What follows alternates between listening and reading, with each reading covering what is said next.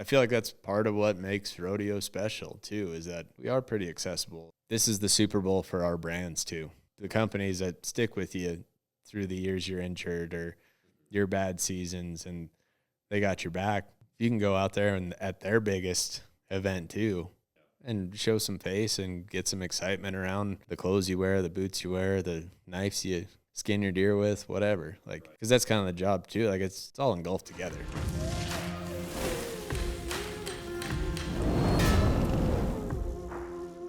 All right, man. Thanks for stopping by. Absolutely. Thanks for having me. Yeah, I appreciate it. It's wild because I've been watching you ride for a long time, and we live 50 miles apart, but never actually met you. So, yeah, small world, really. Yeah, rodeo's one of those things. I tell people, especially the more professional athletes have turned into bitches. The more I've just decided that rodeo is between rodeo and I think hockey, it's about the only two sports I can hardly watch anymore. And I was a big sports fan, man. Like, part of it, I'm so busy now, I hardly watch anything. And I've got also a 15-year-old boy, and so I'm just like, hey, who's good? Who's good in the NFL or who's good in whatever? And he's nonstop into all that. But I see a guy in the NBA get fouled. You watch LeBron get fouled and fall down like a whiny bitch and cry on the floor. And then you see the replay and it's like, dude, your 3-year-old daughter will hit you harder in the face. Seriously. Yeah. And I watch you guys, you get out of time on a horse with your hands stuck in the rigging and you just get ragdolled around and go limp off. And guess what? You got to drive 8 hours to do it again tomorrow, and at least with half concussed. They've gotten better about keeping an eye on concussions, and we're pretty good at monitoring each other. If a traveling partner gets knocked out, you're like, all right, I'll take this first shift, I guess, get some rest or whatever it is. But yeah, it just doesn't. I feel like from the time you start, if you want to rodeo at all, that's just part of it. You just accept that. Imagine in hockey, you accept it that you're probably going to have to get in a fight. You're probably going to get checked in the boards. It's just on the waiver when you sign it. Obviously, to have a professional career and a long, successful one, you've got to avoid those injuries. Nobody wants to get hurt. Right. Nobody wants to get banged up. There's a certain level of it that you just build the tolerance to, and you just get used to it. Well, and you do need at some point somebody to take the decision out of your own hands, because whether it's ego, pride, desperation financially, the standings, at a certain point, it is good to have somebody say, hey, bud, you're not freaking going. Especially in our sport where we kind of pride ourselves on being tough and cowboying up and doing the job no matter what. And I think my last ride, or what was going to be my last ride of the regular season, I didn't even get to nod my head. I climbed in the buck and chute, slid up, was about to nod, and horse reared up and got through the neck rope and put that rigging handle right in the middle of my chest.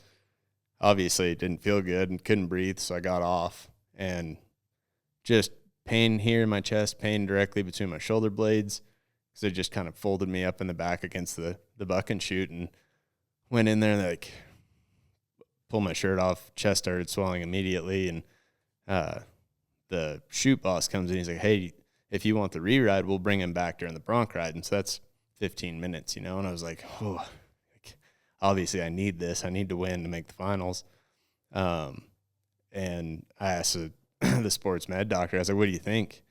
And he's like, put your chin down, and I went to chuck my chin, and it got about right there. I was like, he goes, you need to go get an x-ray, CT scan, something, because you don't want to mess. There's a lot of important stuff under there. And at that point, it's as badly as I wanted to secure my trip to the national finals. Yeah. What's that do for my career if I go get on them and something really bad happens? So right. Just having someone there to go, hey, in my professional opinion, and a guy that's seen a lot of cowboys and seen a lot of injuries and kind of has an idea what we can handle, that makes a big difference when it's not your decision anymore. Yeah. Yeah, and especially, too, with the head stuff. I mean, obviously with the knockout stuff and whatnot, the longevity of life and, the head injury stuff, it is good, but it is also, as a fan, fucking badass when you see some guy just absolutely get the shit kicked out of him, and then somehow, the next night he's on again and qualified ride, like, makes the whistle, and it's just like, God dang, like, that's awesome, And the same thing in hockey. I mean, you watch those guys. That if you see a guy get help to get off the ice, he is truly in a bad way. Like, he is hurting bad. Those guys skate off the damn ice. It's a pride thing. Like, now they might collapse right behind the boards and lay there for 10 minutes and get help, but they skated off the ice. Yeah, 100%. Same thing with you guys. You walk off the dirt and get through the gate, and then it's like, okay, I'm hurt. Yeah, if you see the stretcher or anybody needing multiple people helping them out, it's serious, especially in. Yeah, I've seen the same. I've seen some bad things, like, look really bad, and were really bad, and they got up and smiled, and obviously we're moving quickly on whatever air they had left in them to get out of there. But it's the same. Like, you don't want to lay there. You don't want to be a spectacle in that way. Yeah, it is.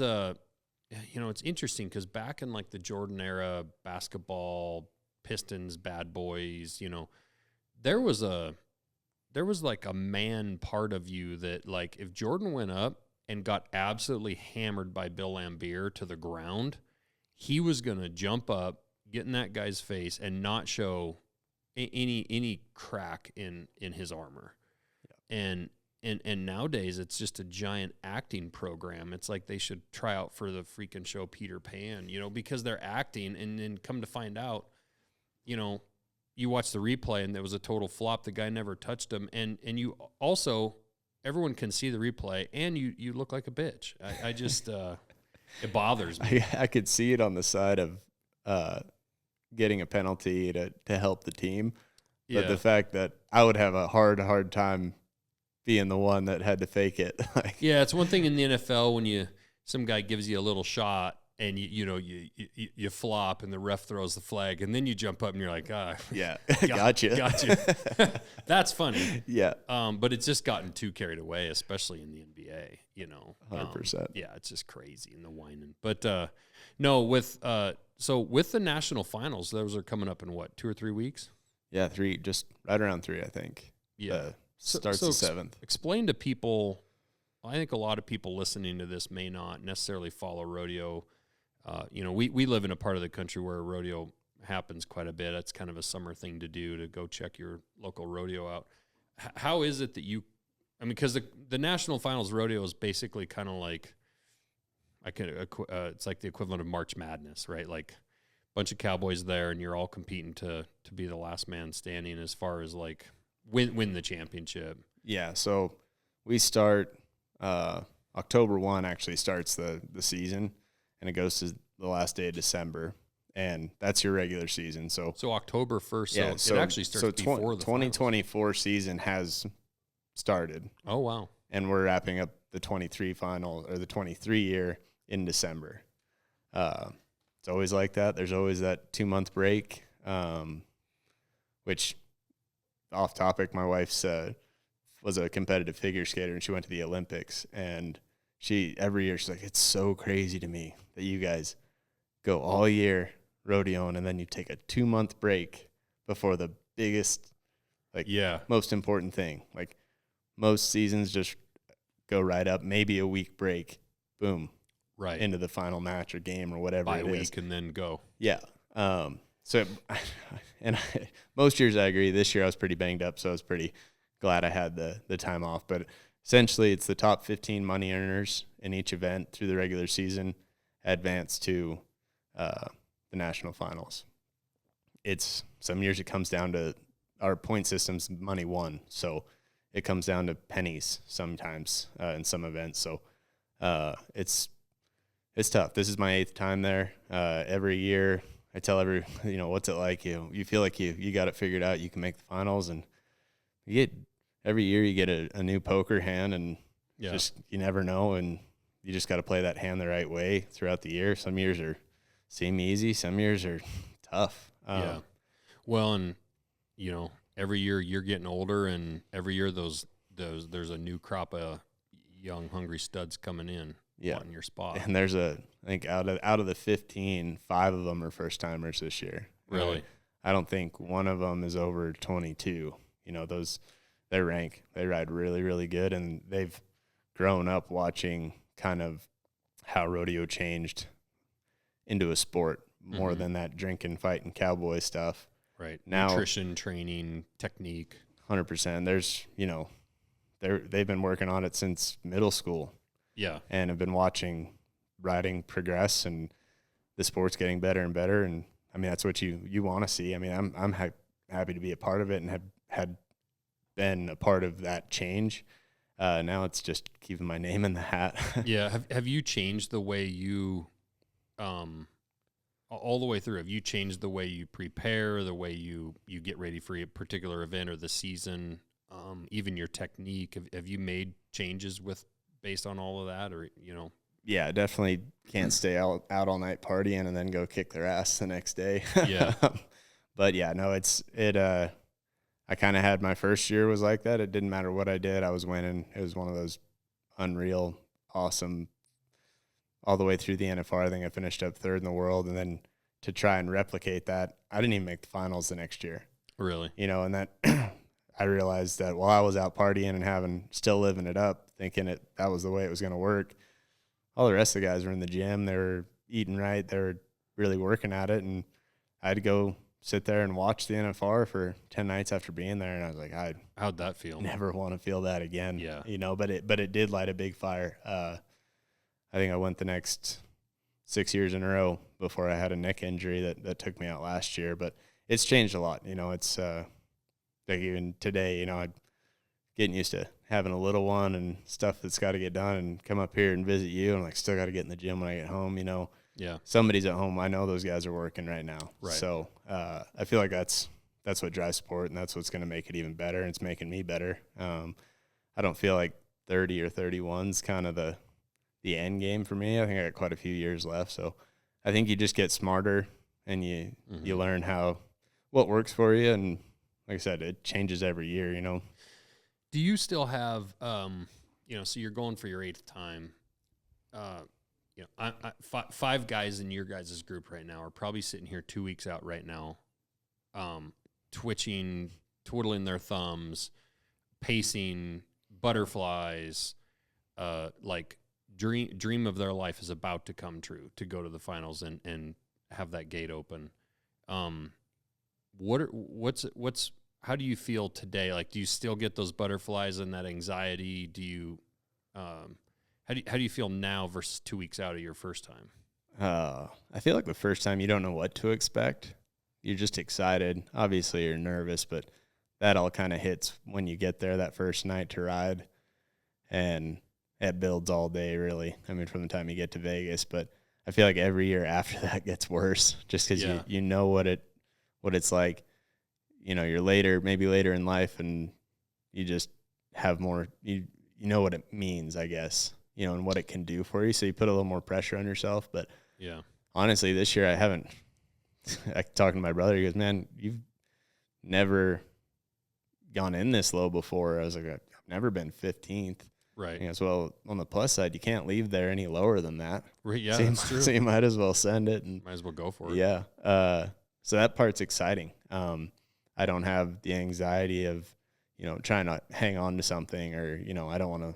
Yeah, if you go in 2nd or 3rd and you're like, God, if that dude rides, I have to ride. Yeah, I'm so close. Can't make a mistake. Like, going in now, can't say it. No, I don't know that it's impossible. I don't even know where the stands are. I'm not saying it's impossible to win the world, but probably unlikely that you win the world. But like you say, you could go have an amazing week and really come out of that feeling like you really had a hell of a week down there. Exactly. Me and my wife were on a walk the other day, and she, same deal. How you feeling? What are you thinking? And it's like, man, I was watching all my previous NFR tapes. I was like, there's a lot of good rides in there, and I'm proud of them. But you kind of got to watch a few years and really pick individual rides to find ones that I'm like, man, that was badass. Mm-hmm. Like, I was like, I want to go make a highlight reel a 10-round highlight reel this year. If it goes, I might get whipped down, whatever, but I got nothing to lose. Yeah, you don't have to play it safe. Exactly. So that part excites me. Just kind of going in there a little more free than normal. And I had one thing this year, which was huge, is that I didn't realize I had a bulge disc in my neck for I don't know how long. We caught it when it was a 70% compression of my spinal cord. And really just had some like trap pain. Was kind of losing some strength in my upper body, and like the second on it was if I was on an airplane and we took off, my hands would just go numb. And then we'd descend and they'd come back.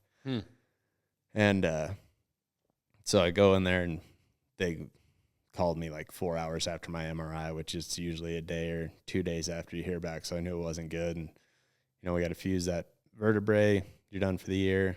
And I went back to watch, and at that point I was really like kind of bitter just 'cause I wasn't getting marked. I thought I was making good rides, and I, give it a few months off, and I start coming back watching film, and I'm like, God, no wonder they didn't mark me. Like, really, I was not riding like I thought I was. Yeah. And then I started watching tape back, every year prior, and it was like I just kind of progressively started changing in my riding style. And I think it was just my body compensating for that disc. And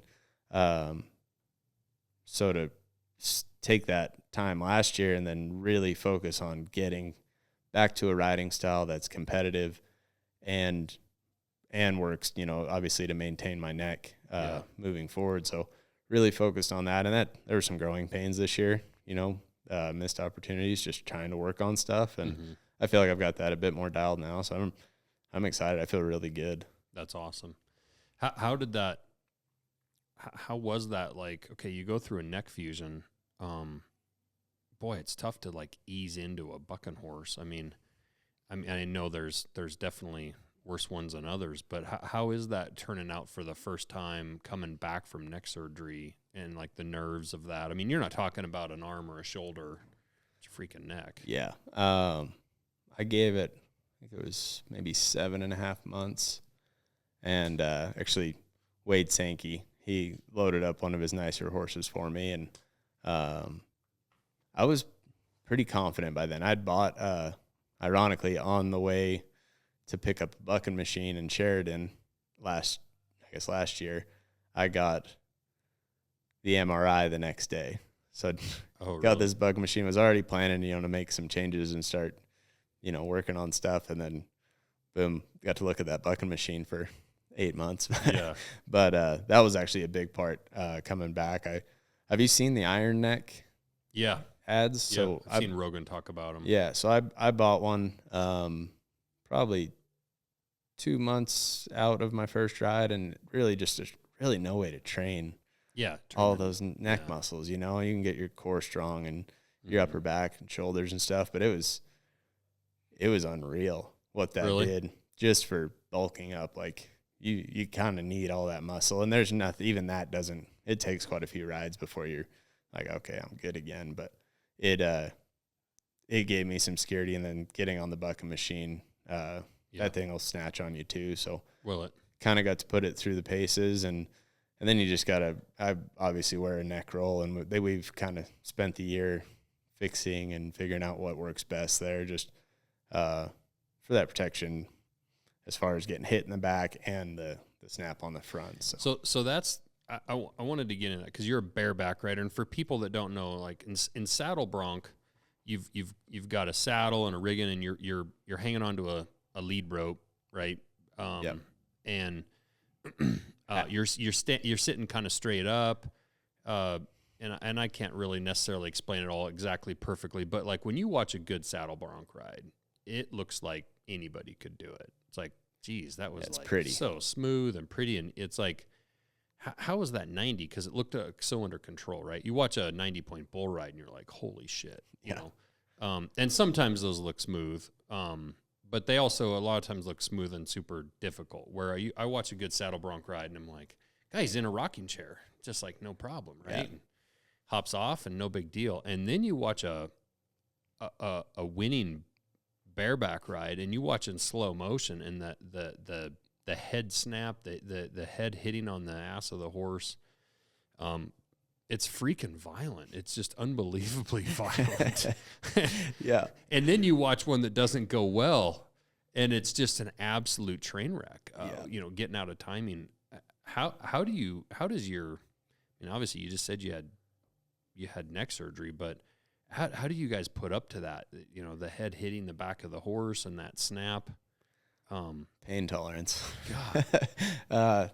It honestly, I think there is so much adrenaline.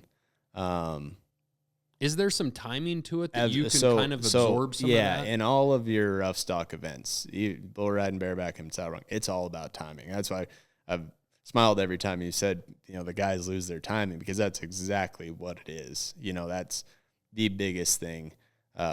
If you ever watch it on TV or whatever, you hear them talk about the mark out, and that's just getting your feet in the horse's neck before their front feet hit the ground. Yeah, kind of over the points of their shoulders, right? So, and that gives the horse the head start. But in the bareback riding, that is a must. Like if you're sitting even on a saddle horse and you're sitting still and you don't have a hold of anything, even if you're holding on to their mane and you're bareback and that horse jumps and goes, right? Same thing. We're laid back a bit more, but if I nod and that horse leaves and I don't put my feet in their neck, it's all on my arm. Yeah. Second they take my arm, my hips come back, I don't have my feet, and I lose all my leverage. So the reason it's called bareback is we try to lay back, keep our hips up close to our rig, and keep our feet in front of us, and that's your feet are your brakes and your steering. So as long as your feet are in that horse's neck every jump before they hit the ground, you're going to be able to stop yourself from going forward when they hit on their front end and kick. Sure. So you can stay back. And then if they have a direction change to the left or direction change to the right, you get that start of that jump to at least turn your body that way. Then your feet come, and when the spurring actually takes pressure off your arm. Okay. So no one's strong enough to hold on to a bucking horse with just their arm. Yeah.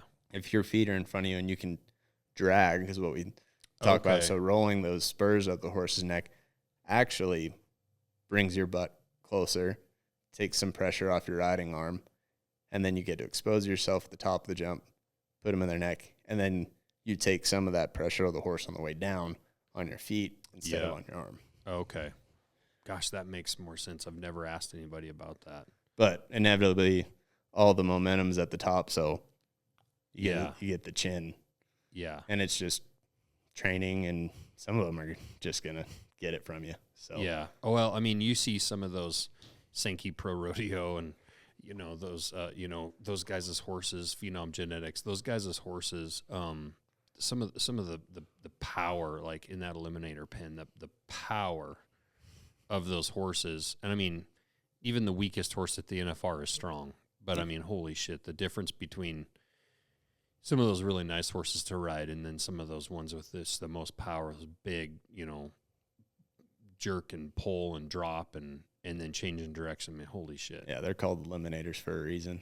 Yeah, and it's amazing when you watch the top 15 riders in the world ride, and most of those horses and most of those guys will ride. I mean, making the whistle is kind of expected. Yeah.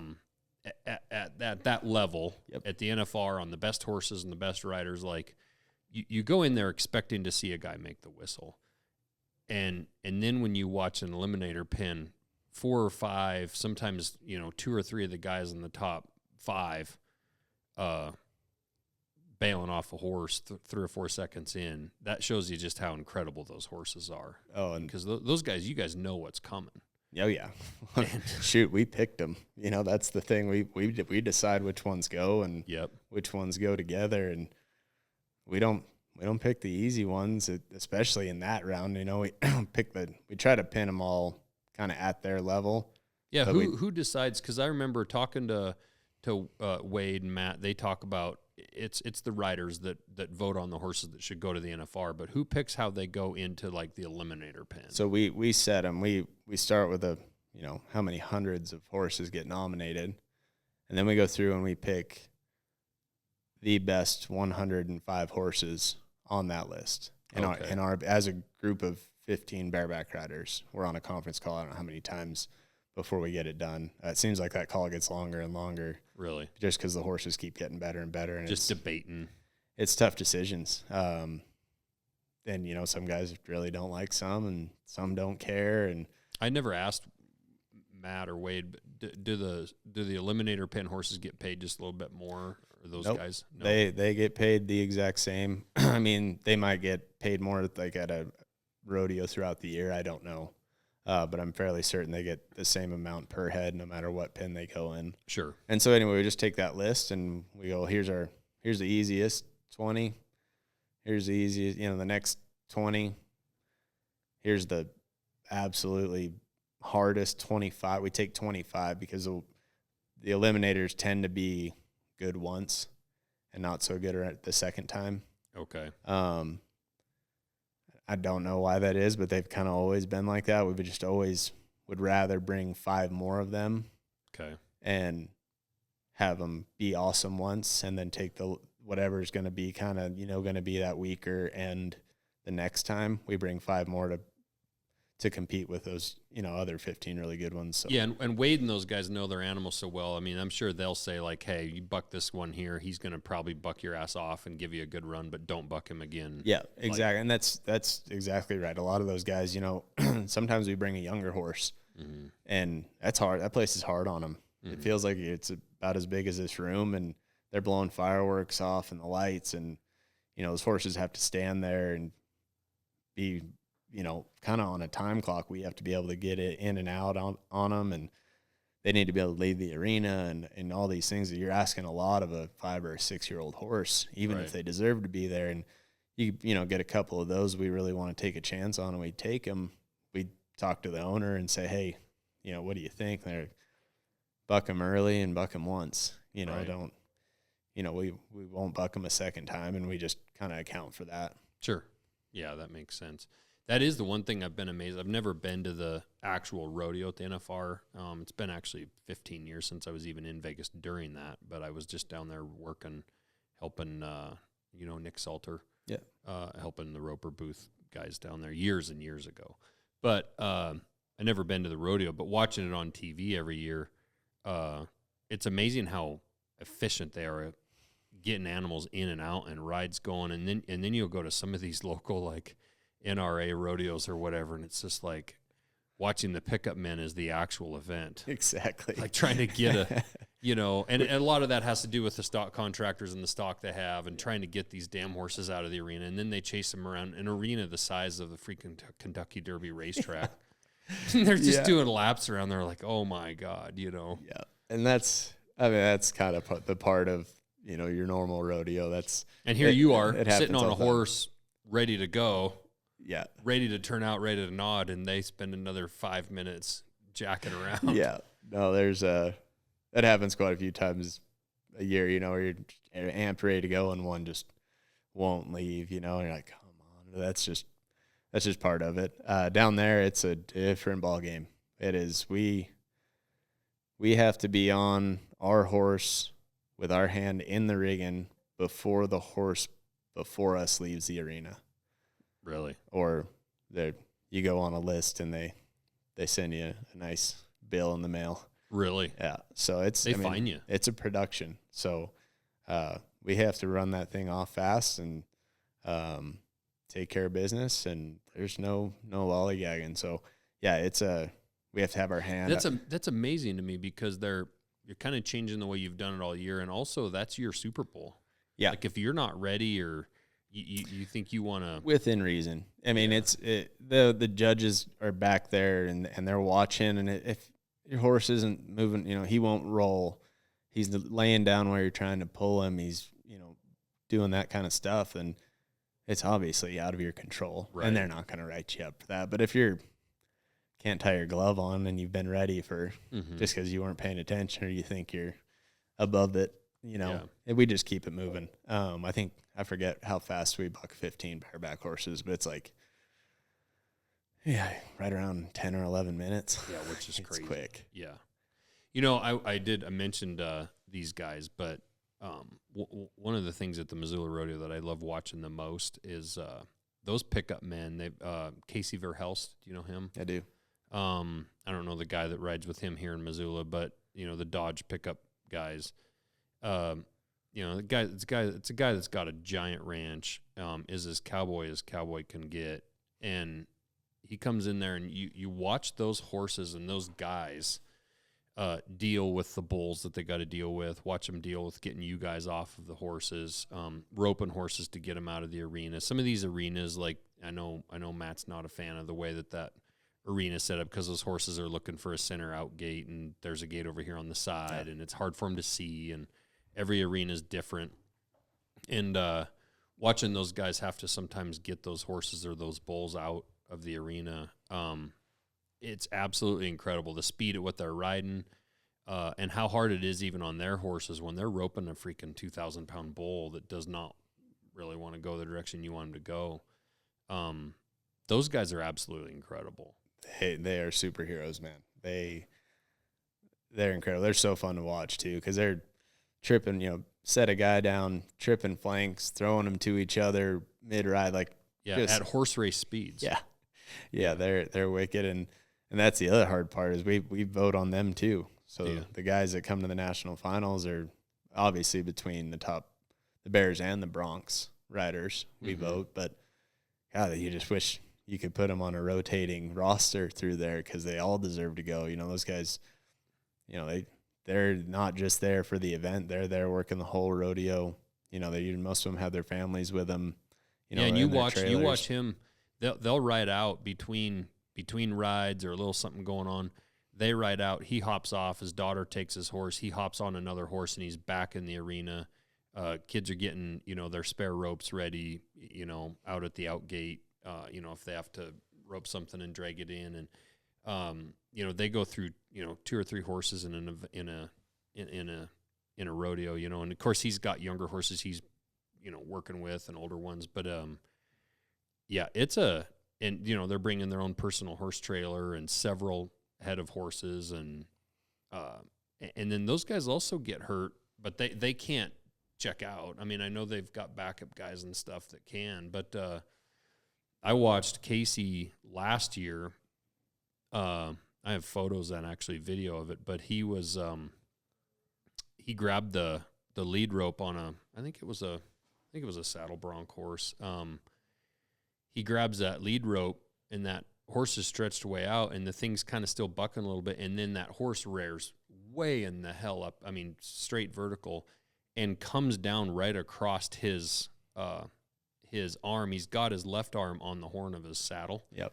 And he's got that lead rope in that right side, and the horse comes over the top of the lead rope with his 2 front legs and his hooves and whatnot right across Sadie's arm or Casey's arm on that horse, right across the saddle, and just smashes his arm, and then back off onto the ground, and here that sumbitch still has his lead rope in his right arm. He didn't let go.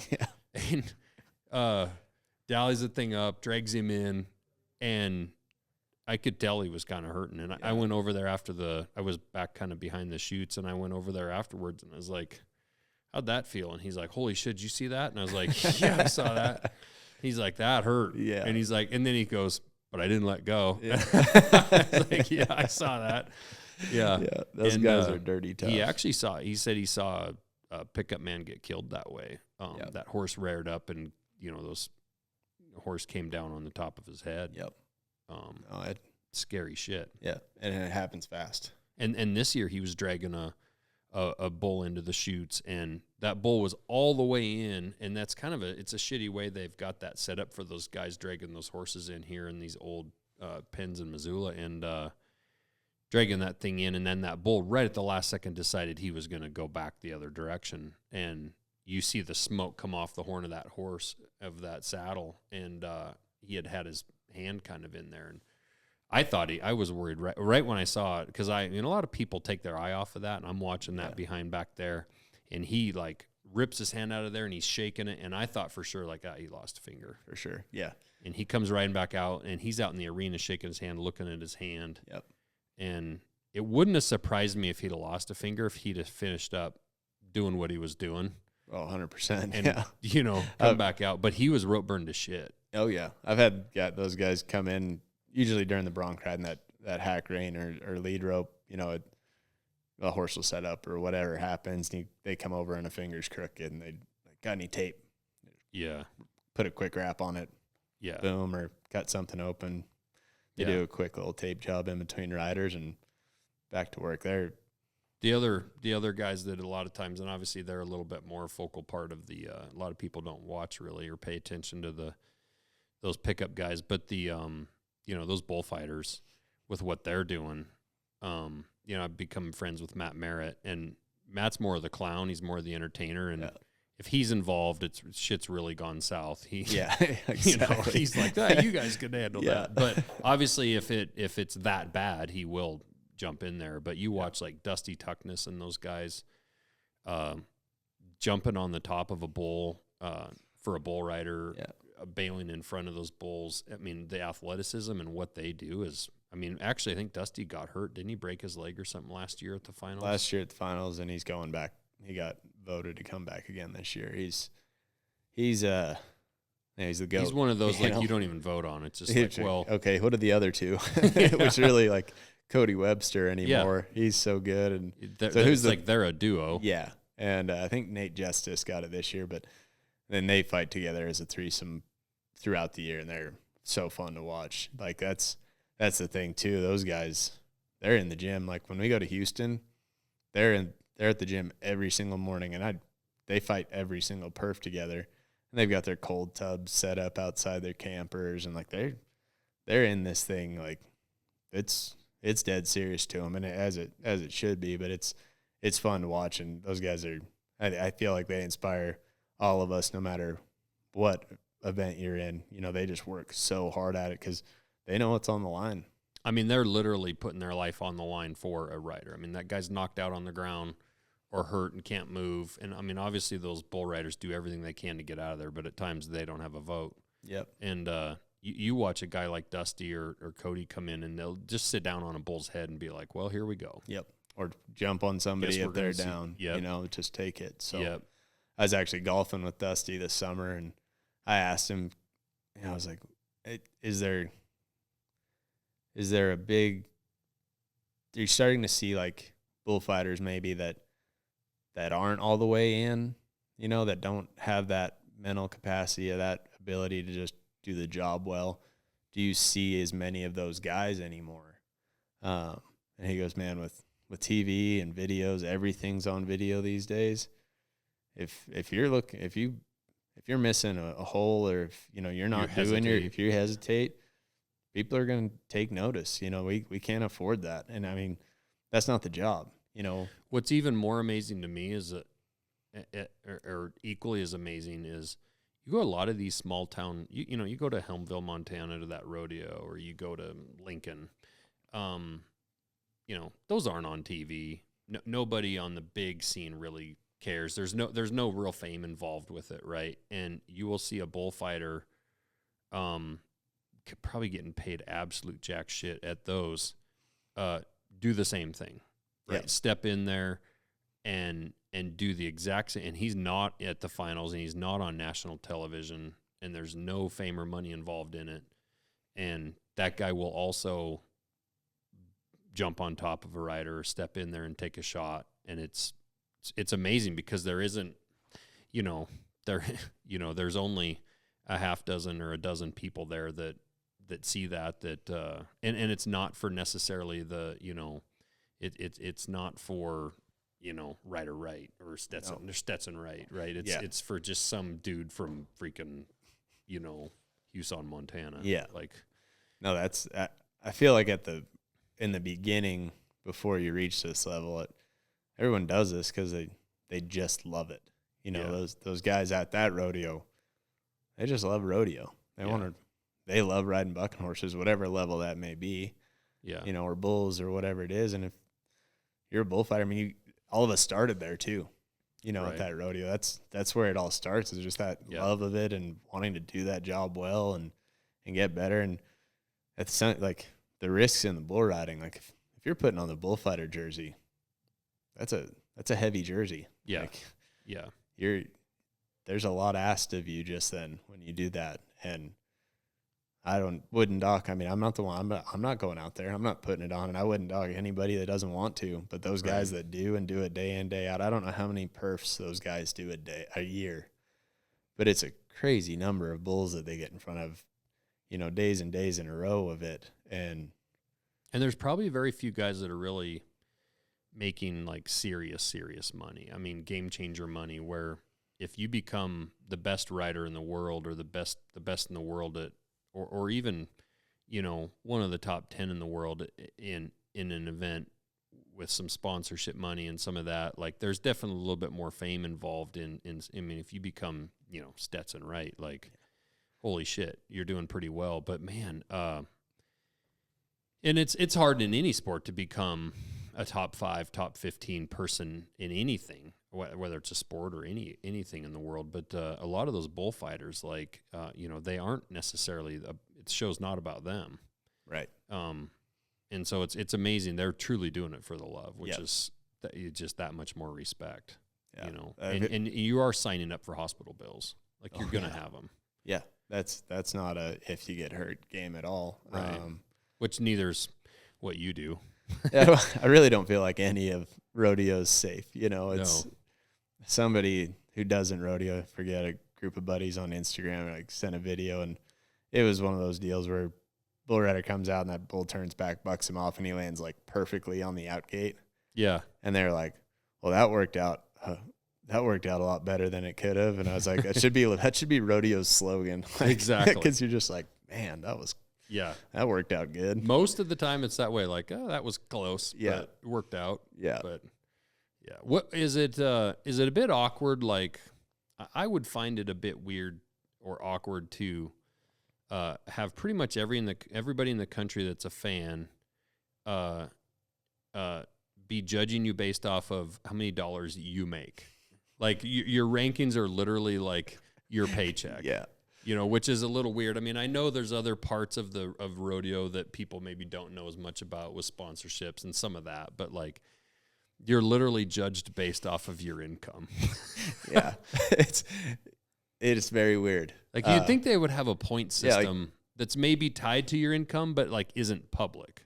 Yeah. It's like, go to the grocery store and you cash out and your credit card doesn't work. So he's back there like, 111,000. He should be able to cover that. Exactly. Yeah. So, I think I just gotten used to it. I wish it was just a point system.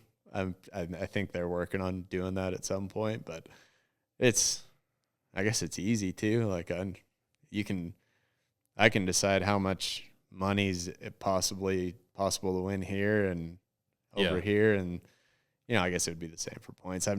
I'm used to it, and you just... Yeah, I mean, at least with points, it wouldn't just be quite so blatant. But, somebody would have to do a little more digging, or...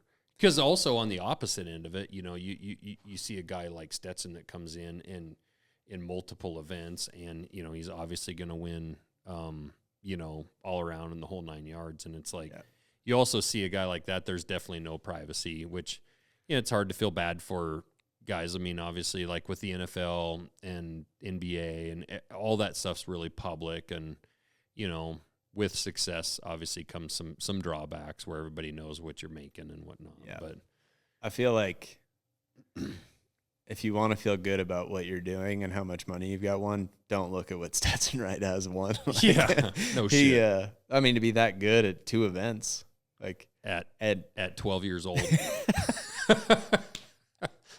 I love that. I mean, imagine how good it would be when he gets into high school. If he can pass. Yeah. I don't know him, but he seems like just a great kid. He is awesome. He looks young. He is young. Yeah. But he's. I mean, it's hard to call him the GOAT when you're still like freaking 21 or whatever the hell he is. But like, he's unbelievable. He is. I mean, if he can, the big if he can stay healthy, but he's already a legend, and he's still got decades literally ahead of him. I don't know. The healthy talk on stuff happens for sure, but everything I'm seeing that kid do is like, I just don't see it. I'm going to watch him get hurt, get knocked. He's had, concussions, stuff like that. And he just gets on his bull the next day and kicks your ass. Like, he's just a freak that way. I watched him ride on TV, whatever, that Cowboy Network or whatever. I watched him ride on his final bull ride at the Pendleton Rodeo, and he rides a crazy rink bull, and then he did this a bunch at the NFR last year, and then he just steps off like he's getting off a tractor. Yeah. So if you watch, like, I feel like Sage Kimsey does it just as well, and the reason those guys in that event, I say Sage just because he's been in it longer, and he's managed to stay super healthy and have about 7 world titles just in the bull riding. And I've asked him, how do you time that? Because you're literally untying your hand, and it's like he's untying a pair of shoes, and then he's deciding when to take them off and place them under the stool. Exactly. I mean, riding bulls to those guys is like sitting in this chair talking on the microphone. Like, they know where to turn the camera off. They know how to get out of there, and they also know when to get out, when to hit the exit button. When to eject, because you'll see him step off one here or there, and business decision. Very few situations that they voluntarily say, this matters enough for me to hang on and take a shot. Like, this is going to get, because most time longevity is going to pay out way longer than that one bull ride, and I feel like learning how to do that is important. If you're 2.5, 3 seconds in, and like, this is not going well, even if I stay on, it's probably going to be 70 and I'm not going to win anyway. Like, get out of there. Eject. I feel like those guys have gotten really good at that, and also they don't get in that position. Like, they just ride so well in general. They don't get in that position very often. Super fun to watch. My event we're not quite able to do that. Our big safety is using those pickup men. Like, more injuries happen trying to get off one than if you just weather the storm, bear down and hold on. Obviously, because you see that horse tearing around that arena with you guys on there, and it's still jerking on you because you're not. It's the worst. Tied in loosely. I mean, you're in hard and fast, and they're jerking on you, and they're running like crazy. And now they've picked up an amount of speed that, like you say, and with the rail right there, holy shit. Just hunker down and talk to your pickup man and get out of there.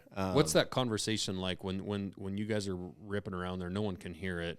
What's said? Depends the situation. Get me off here, you son of a bitch. Buy a faster horse. There's a lot of that. Sometimes you'll get on like what looks like a really nice horse. Like Wade's got one called Sozo, and she is awesome to ride. Love that horse. The second you double grab, she pays you back for all the fun you had. And I don't know what it is, just the way she bucks, but when you sit up on her and drop your feet, God, she kicks your ass. The jerk. Oh, yeah. And the pickup men, they come up laughing, you're just like, good job. Like, just get the flank. And they're like, come on, you're kidding. Like, just get it, getting my butt kicked up here. And most of the time that flank comes off, those horses want to line out and get in a horse race. So that part's, I don't know. I forget, Casey Field and Matt Twitchell one year, Casey packed a water gun in his freehand. Oh, really? Spurred his bucking horse, and then when the pickup man came there, he just started shooting him with a water gun. Like, there's some fun and BSing that goes on. Sometimes it's just get me off this thing. Right. I'm done. Yeah, man, no shit. Yeah. So the other thing I find interesting about rodeo, I haven't ever had anybody. I mean, I had Wade and Matt on, but from the writing perspective, I haven't had anybody. So this is my opportunity to ask all my stupid questions. Have at them. I'm gonna need one of these. Yeah, I'll take one of these big truck beers too. Thanks, Kip, for that. Cheers. Cheers. Thanks for having me. Yeah. So the other thing that would, because I've gotten pretty decent. My wife will be like, how do you know that? Because, I don't ride horses. I sit on them. I'm honestly impressed with your knowledge so far. Oh, so. Well, thanks. I always like to say I don't ride horses. I sit on them. If they require riding, then it's probably going to be a problem. I'm going to fall off. I like a nice broke horse that's been in a pack string and seen every bear in the bob and, has seen every scary bush and rock that's out there and, tumbleweed that's rolled by and dog that's run out of the bushes. Don't take me for someone that doesn't. If I'm If I know they're going to buck, I'm in. Yeah. If they're not supposed to, they better freaking not. Yeah, exactly. Yeah, I don't want to be back here riding along the river bottom and then have it decide that the bush that it just saw is a black bear and it's coming after him. But anyway, I've gotten pretty decent when I'm watching rides during the finals or whatever of being able to guess a score pretty well. Like, it's like, it's 78 or so, and, tend to be fairly close here and there. And you can see a guy like, it looked like he was spurring, but with his right foot, he actually wasn't spurring. It's like, okay, well, that's why I missed the score on that one. I didn't see the other side, and he got a spur hung up or something. But what I do find interesting, and tell me if I'm wrong, it's at the finals, and Casey Fields is riding, and everybody knows it's Casey Field, and Field or Fields? Field. I always call him Fields. Anyway. We do too. It's fine.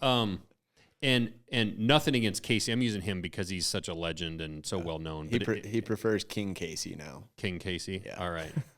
Or it could have been Ty Murray back in the day. And today it's Stetson Wright or Wright. How many points is reputation worth? Because it seems like I'll watch a ride and I'll be like, God damn, like, Rich just put one on pretty good. Like, that's pretty good. And they're like, and you see, and it's like, oh, it's 84. And it's like, well, shit, that seemed better. And then you'll see a guy, I won't name a name, you'll see another guy, the next guy out, and it's like, so-and-so's blah, blah, blah in the world, and rides, and it's 89. And it's like, bro, that ride looked the same to me.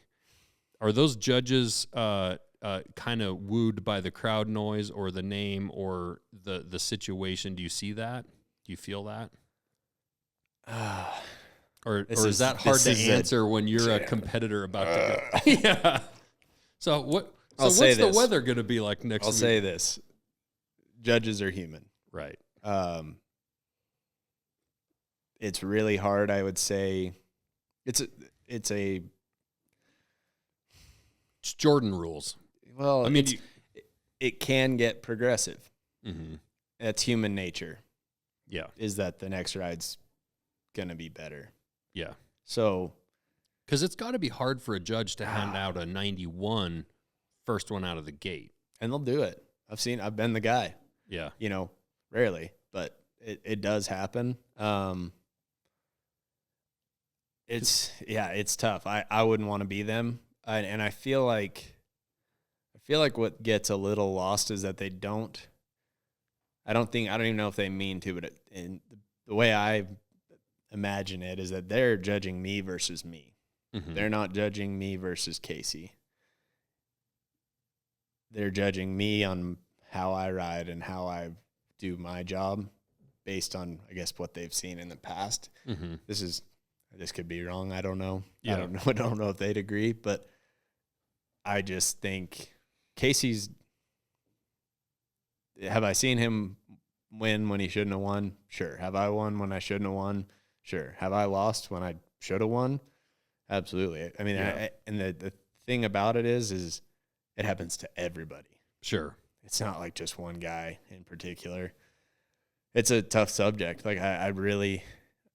And some of those guys, like I guess you could call it like, do some of them get the benefit of the doubt when the first timer maybe doesn't? I would imagine like they've probably earned that, right? I mean, if you're Stetson Wright, you've proven like, or Casey Field or somebody like that, like it's like, that guy's proven himself. Like, I'm get benefit of the doubt on this one. I feel like for those guys, for us, it's if you are expected at this to be here and you maintain that or above it, you're probably going to be, and you have the horse to match it, mm-hmm. you're probably going to be up there. Mm-hmm. If you're one of these guys and you make a mistake, there's no benefit of the doubt for like there is for a younger guy. Right. Like, oh man, he really went at that one. Was it as crisp and perfect as these guys? No, but he really went at him, and he's doing his job. Casey better spur him on every one. Casey misses a jump or hits him low one jump, and they see it plain as day. Probably going to hammer him for it. Yeah. Because So that knife can cut both directions. Absolutely. Yeah. You see it all the time. But it gets tough, especially you'll see if you watch social media or any of your social media is rodeo. Once this finals kicks off, it's the meme pages get going. Oh, and imagine. Keyboard warriors. And every industry kind of has its inside baseball. I'm sure I'm not a part of any of that stuff, but I can imagine it exists. It's a real thing. It's honestly comical because I feel like anybody at the, Super Bowl you're not looking at that stuff. And not even at the finals, but like at all these other rodeos, how much interaction behind the chutes and on a Wednesday at dinner, or how much interaction is there between judges and contestants? Not hardly any. Yeah. Where do these judges even come from? Talk some smack. Are they ex-riders? Because it would be weird if like if you retired in 5 years and became a judge, like, God, that'd be strange. Because like now all of a sudden you go from being bros with everybody to, that'd be tough. I don't know. I don't feel like there's no malice or anything. Like, I think, in all honesty, and I think they do a pretty damn good job. I wouldn't want to do it. Yeah. And I feel like we're all pretty friendly, and those guys try to be fair, and they can't see everything. They've all, as far as I know, they all come from rodeo. Do you guys vote on judges, like, to go to the finals? We get to we put a recommendation, like, here's who we want the bronc riders to say who they want. And they go, I don't actually know how I know we used to. We used to have a vote in that, but not anymore. So it's, they send whoever they want to send, and they're the same judges that we see all summer long and all winter long at the big rodeos. What about all those knives you had to send that one judge? That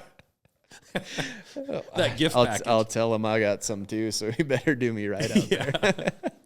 Yeah, I just got a call from one of them other contestants yesterday asking these knives to be sent to a judge. Old set of chef's knives for his wife. Yeah, no. I feel like I'd sit down and have a beer with any of them, and just BS about what rodeo was like back in 1700s when they were doing it. You know, it would be really tough to be in their spot because you would want to be friendly with all of them, but I mean, you definitely wouldn't want to put yourself as a judge in a position to be seen at dinner with Richmond when some guy walks through, because even if it is just, hey, we're friends over here, but like, Richie, I'm going to judge you like I'm going to judge, and you wouldn't want that anyway. No, conflict of interest. So that would be a challenge because it is such a small world. Yeah, tight-knit world. It'd be a challenge because you got to keep that separation of that there. And I think they do a really good job of that. I think we're all cordial and respectful and professional. And it is crazy when you see, and you're going to experience it in a couple weeks. You're going to probably win or lose some money off of a half a point.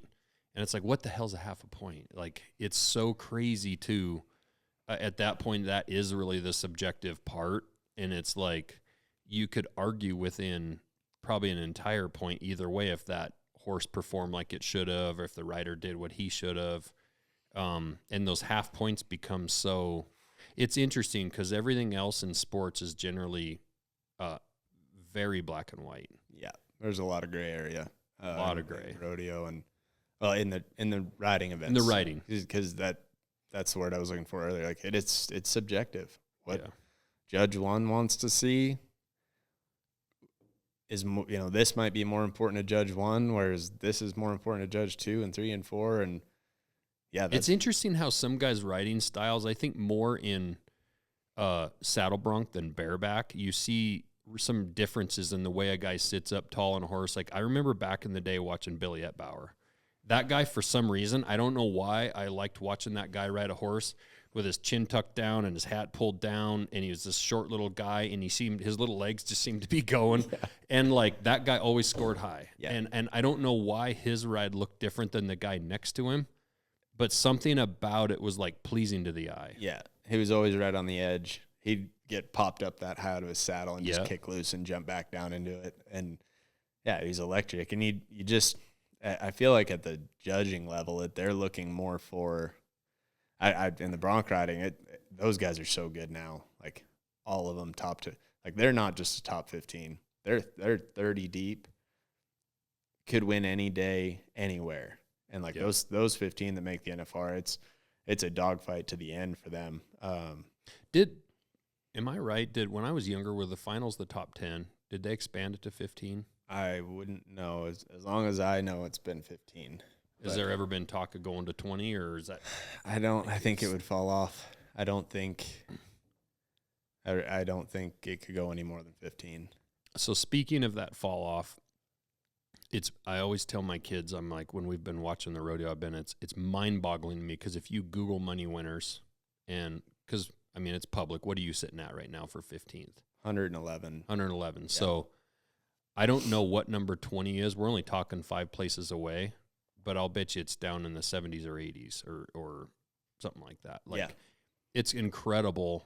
Now, if you think about that, and I always say this, like, you take the top 15 in the world that make this event, and you only go down 5 more places, and at 10, you're down probably in the 60s, 50s and 60s. Yeah.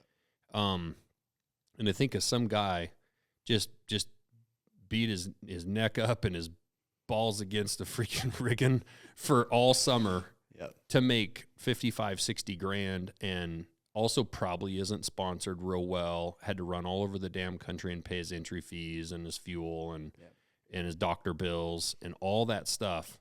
And you know, and really it didn't even get close, not even close. I mean, you're 20, 30, 40 grand away from making the last place into the finals. Yep. I always find that mind-boggling, and I have so much respect for rodeo of you guys that made it, because you were all at one point in that guy's position. Yeah. It's an amazing thing with rodeo, and it goes to show just that separation between you 15 and then the next 15. It's crazy. Yeah. I feel like in the bareback riding, especially like the bull riding, they don't have to ride that many, and there's so many like extreme bulls and all these side events, you know, that it's not necessarily about riding all of them. You get on enough of them, it's probably, and you'd ride well, like consistently, you know, like, I don't even know, like 30% of your bulls, you'd probably make it. In our event, I think it's, like you said earlier, a lot of us, we're not going to hit at some point in learning how to ride bareback horses, you kind of stop falling off. You can kind of get through the fight. Mm-hmm. It's a matter of being able to do it better than everyone else, you know. Making, like, are you going to make it look easy? Now you're starting to win money. And doing it on all kinds of horses, from the hopper pin to the eliminators to the TV pin, being able to make that same ride on all of them and be at, you know, finding a way to win on everything, to the point where you draw that horse that, like, you probably shouldn't go get on, but what the hell? You've been winning. Yeah. And you go get on them and you find a way to win a good check on them, you know? And with bulls, you see a lot of guys, they can collect a hell of a check at a rodeo because they might be the only qualified ride. Exactly. And their qualified ride might have been 71 points, but they won 25 grand. Exactly. Yeah. And what's his name? I can't believe I'm blanking on his name. The legend bull rider that just broke his neck. JB Mooney. Yeah. That's what happened here in Missoula. I was standing on the chutes with Matt, right? I mean, we were standing right with him and chatting with JB right up. You know, he was napping up until basically his ride with a smoke. And one of a kind. Yeah. And he's like, I don't want to spend much time in the chute. I get in there and nod, you know, and sure shit, he gets in there. Nobody else had made a ride. Of course, he was last to go out. Yep. And here comes the legend. Turns out, bull spins left. He rides. Crowd goes wild. Hops off. He wins all the money. Yep. And that was like, Missoula's a 3-day rodeo. When that happens, does he win the money for 3 days or just that night? It's the whole rodeo, right? He gets all the day money for sure, and then he'll get all the. Right. So I'm sure there were some rides some other couple days, but they still want a pile. Because even then, they're going to pay those places, and then they're going to take all that extra money that didn't get paid out and pay it up. Yeah. So we don't have that. And I think it's because our numbers are so small in the bareback riding. There's only like under 200 of us card holders. Oh, really? So we really try to stay away from riding for each other's money. We don't like taking each other's cash because we all know what it takes to do what we do. And so the bull riders, they throw in extra money on top of their entry fee all the time. And that's like on the books. You know, that's where that day money comes from. That's where that we don't want higher fees. We want more sponsor money. We want to ride for somebody else's money, not ours. Yeah. You know, because at some point, then we're just hurting each other. You know, and so explain that. So the bull riders will say, "Hey, we'll kick in." No, I think they pay, like, I actually don't know for a fact. I just know that their fees will be higher because amount of it is allotted to day money each day. I see. And then so ground money would be anything that didn't get paid out as far as a placement goes. Okay. And then so if they win the day money that day, but all that money counts in the world standings. Yeah. And we just choose not to. There's never been our thing. Yeah. I would say the bareback riders as a whole are really, really tight as far as like people, you know, ask if there's any altercations or anything. Like we might butt heads, but it's like we're all brothers. Like we're in this just to. So that's the one thing I wanted to cover was, you know, every rodeo I've ever been to, and you especially can see it in the finals because TV's so good and you've got, you know, close-ups and lots of replays. And you'll see, you know, some rider out there come out, you know, second to last rider, and he'll throw 88-point ride out there, and he'll come back there and he's standing behind the chute, standing up on the chute, and rider comes out, or Stetson, you know, best rider in the world, has already won several $100,000, you know, literally going to be in the millions of dollars. So the guy doesn't need the money, right? And this other guy maybe isn't in a spot that Stetson is or something like that. And you'll see Stetson turn out and that ride takes off, and it's obviously good kind of from the start. And you will see that guy who's who's got the current lead and maybe needs the money a little bit more, cheering as if it's his brother, like his actual blood brother on that horse, and come off of there. And when that ride's complete and that guy hits the ground, that all of those riders are back on that chute screaming their absolute heads off, not in a fake like clapping like good job. I think it's one of the coolest things in sports to see. It's probably actually the coolest thing other than seeing a bullfighter just lay it down for a guy like that. It doesn't get cooler than that. No. But seeing you guys cheer for each other in that way and true happiness, like seeing you guys hug each other back there and be like, you're hugging him and saying, great job of beating me. Yeah. But what's cool is he didn't beat you. He beat the horse. He beat the horse. Yeah. That's the thing. It's not, sure, we're all entered to compete against each other, but every day it's you versus your horse. Like, and some days that's a big deal. You know, you might have the one nobody wanted and you go out there and stomp them. It doesn't matter what the judges say. Yeah. At the end of it, everybody back there is going to be like, hell yeah. Yeah. That was badass. Yeah. And that's that love of the game part of it. That's just, you just love it. Like, and they could also probably kind of know like, oh, hey, you know, the last 6 week, Richie's really struggling, and you stomp one down, they're going to truly be happy for you that like you got off the schneid, or like, holy shit, Rich just absolutely stomped one. Yeah. And that's the thing. I don't know. I feel like we all expect each other to win. Like, just, I'm not going to set my gear back down in the locker room in a couple of weeks and be like, oh, I got that guy. Hell no, they can all win first. Right. That's why we're there. The other thing too is if they do pay one of the guys when they shouldn't have, it's not his fault. Right. He didn't do anything. He did the same thing I did. Right. It's the judging. Right. Like, he can't control that. Like, get on him.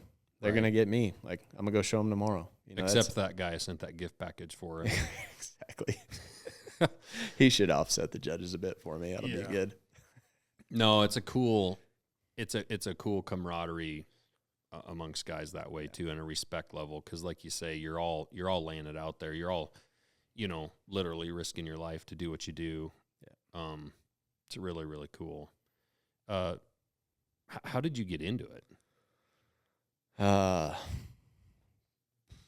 I started riding horses when I was like 8, and then the PBR started being a big thing. So I started watching bull riding. And we always watched the national finals, like my parents always did. So we'd watch that, and then I was like 13. I was like, man, I want to ride bulls. That's back when you didn't want to find out the results, because anytime you could watch the finals, it was the night before. Right. Yeah. So you're always a day behind. Exactly. I started riding bulls. My brother rode barebacks in high school. And I wanted to be a bull rider. I wanted to be JB Mooney, man. So Where'd you badly. Grow up? Kind of all over. Was born in California. Only there for 2 months. Don't judge me. So you're a Californian. Yeah. Get the hell out. Can't do it. I'm a transplant to everywhere. Went to New Mexico, lived there for a couple years, spent 6 years in Alaska, and then moved from Alaska to Texas, which is where I started riding horses, and then moved from Texas to Arizona, and I wanted to start riding bulls. Broke my leg right away. Did you have parents? Because I always wonder, do parents, like, Dude, how the hell? They hated it. Because, I love my kids. Yeah, yeah. I'd be like, bullshit, you're riding bulls. Now that I have one, I'm like, nope, kid's going to play golf. Like, this is not happening. They hated it. Did they? I wanted to do it. I was probably going to do it anyway. How old were you? 13, 14, and then on through high school. So did you get on, like, some steers? Or? Yeah, like big calves and steers, and then just some, like, young bulls. Weaker bulls.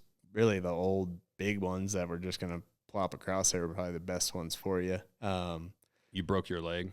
Broke my leg on, like, my 10th one, and my parents were like, yes, like, that'll cure it. And I think my sophomore year of high school, we moved to Washington State and started riding bulls again. I wanted a high school rodeo, and so I started doing that and did that for that whole season. Moved back to Texas my junior year and rode bulls, and then I was like kind of tired of sucking. Like, I think I maybe rode like 4 bulls out of like thousands. Like I just never could get it going. Yeah. You know, knew I loved it and I wanted to do it, but like just couldn't break through. And finally one day my brother was like, hey, I'm gonna go get on some practice horses. You want to go? He was riding. He was still riding bareback horses. I was like, sure. Was he decent? He was, yeah. Or learning, or yeah. I mean, he was kind of on and off again, like with it. And then once I started, he kind of went a little more serious. He ended up getting hurt pretty bad, and actually had a spinal fusion in his back. But he actually healed up from that, and then got on a few more just to check it off. I'm sure your mom was impressed. Yeah. Well, he was like in his 30s then. So yeah. Well, they're still moms. Yeah. No, for sure. And I got on my first bareback horse, like, I think it was July 4th, 2010. And then. How old are you now? 30. Okay. And then, it just took off. Went to Tarleton State in Stephenville, Texas on a rodeo scholarship. And rodeo just kind of took precedent over school after a few years. So you were 27 years old? No, I'm sorry. 17 years old about then when you got on your first. 17 when I got on my first one. Yeah. Okay. And you got a college scholarship that quick? Yeah. So you after 20 head. No shit. So something clicked with it. Was automatic. What was it? I mean, what I don't know. What's the feel or the difference with the bull? I mean, are you thinking the whole time you're on a bull, like, as soon as I get off, some bitch is going to try and kill me? Bull riding's just, there's a fear factor, definitely a fear factor, but there is to all of it. I think I was so comfortable with horses. I was already comfortable with the buck and shoot because I'd been on so many bulls. Bull riding is such like a give and take with their timing. It's just kind of more of a dance, where the bareback riding is just like straight fist fight from the get-go. Okay. But I also just felt more comfortable, and I never had that like adrenaline blackout you get initially when you start those events. Usually you don't remember your first few seconds, and then you come to because your body's just reacting. It takes a long time before you can really see it clearly the entire time. And it was just kind of clear for me from the get-go, and I feel like that helped just kind of progress me along. And got my PRCA permit the next, that January. Started pro rodeo, and so I go to the high school rodeos and then go to the pro rodeos that weekend.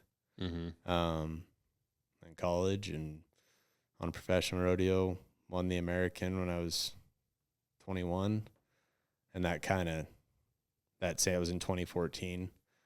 So win the million in Dallas, and then go to my first NFR that year. Yeah, so when you win the American, you win $1 million. Yeah. You're 21 years old when you do that. Yeah. What do you do that night? Party hard. Like, don't let the hotel bar close down, and then all drinks on Richie. Buy all the beer. How much of his money can we spend tonight? Man, I didn't even look at the tab, but all I know is I agreed to a phone interview the next morning at 7:30, I think. Oh my God. Oh, I'm sure that'd be a joy to listen back to. Oh. And then got on the road and went and rode at Houston the next day, and I had old men in the parking lot waiting to talk to me about my finances, people I'd never met. No shit. This is crazy. Yeah. Wow. Yeah, I mean, you go from a broke-ass college kid to a millionaire overnight, which, I mean, Uncle Sam makes sure you're not actually a millionaire, but and your buddy's bar tab. But that's got to be a bonkers change. But did you find a weird kind of pressure expectation all of a sudden at that point? Oh yeah, that was probably that whole Houston. I've battled that, like, I'm supposed to be something now. Mm-hmm. And then after that, it was pretty much just like, I didn't make it back at Houston. Clearly, I'm not that good. I better get back to work, you know. Right. Rodeo's still rodeo. There's still a job to do. And at that point, I just took my next goal was like, I don't want to be a one-hit wonder. I don't want to be that flash in the pan. I'm going to go make the NFR this year and show them. And I did that. Like, just that whole summer rolled on. I was having fun. I had $1 million. I didn't care. Mm-hmm. And yeah, I ended up, I think, second in the average and third in the world at the finals that year. Yeah. And then, but it was honestly just like, I went from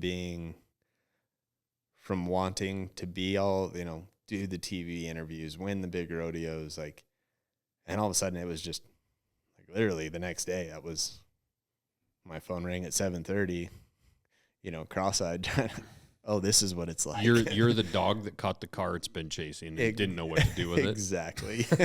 Like, it took a while, and honestly, I feel like that 2015 drop-off was more or less not having – I had the money.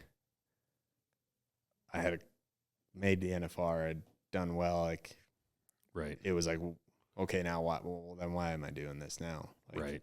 Because it all happened. It was just like, here you go. Right. The starving man all of a sudden had the 5-course meal. Yeah.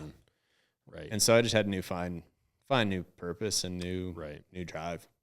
Right. Well, then I'm sure it doesn't take long for that to all of a sudden turn into, like, okay, well, now I fell off. Now that new purpose and drive is showing them that it wasn't just a flash in the pan. And, you know.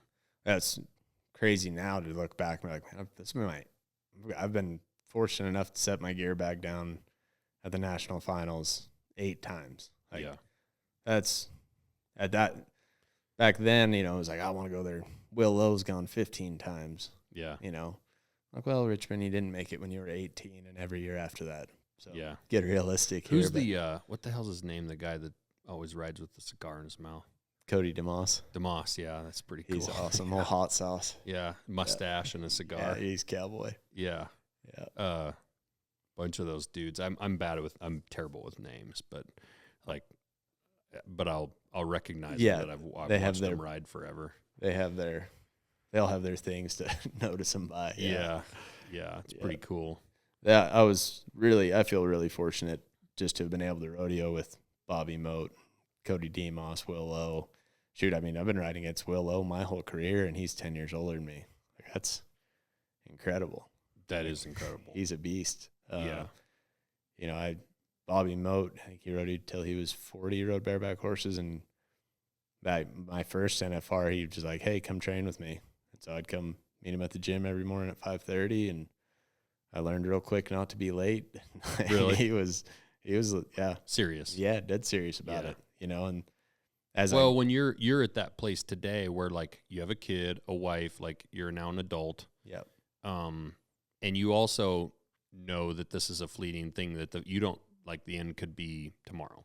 Yep. It could be next year. You don't know, like, you're no longer 21 and invincible, and you've had some injuries, and I'm sure those guys have had gone through all that stuff too. And it's a newfound, I'm sure, seriousness and focus, and I think that's a natural progression for anybody to go through. Yeah, 100%. And I do, like, I respected it then, but I respect it even more now, and just understand it. For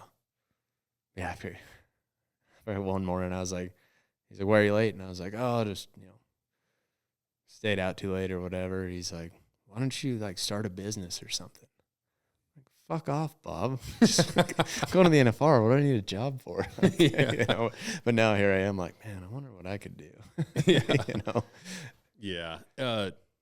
That's got to be a challenge too. Like when you guys are in Vegas for your Super Bowl, you're in Vegas, like, and I'm sure you've got family and friends and people coming out of the woodwork wanting to come down to the party, and wanting to distract you. I mean, sponsor stuff going on, other contestants wanting to do stuff, family, friends. How hard is that to focus? And I also think too, like the fact that your big event for the day is so late at night, it gives you an entire day to sit around and be nervous and think about it. And so I also have to think that some of those distractions would actually be a welcome. For me personally, that's how it would be. You're nailing it. It's a lot. We're there for, I guess the plus side is we get there, I think I leave on the 2nd. I get there the 4th. First round's the 7th. Leave the 17th. So from the 4th to the 17th, that's home. And you're there for the back number ceremony. All the bareback riders, all 15 of us, traditionally load up in a party bus, and we go out to a nice sit-down dinner, and we have a cheers and a good meal together, and congrats on the year, and good luck this week, don't screw up kind of deal. And anything that needs to get sorted out, it gets sorted out then, and we go into the locker room the next day for check-in, and we pick our spots where we're going to sit. And so there's that time where you kind of blow off that Vegas steam. Yeah. And then it's to business. But the appearances, like, I know I wouldn't want to be Stetson Wright, but right. I've got, I think out of the 10 days, I have 3 days off.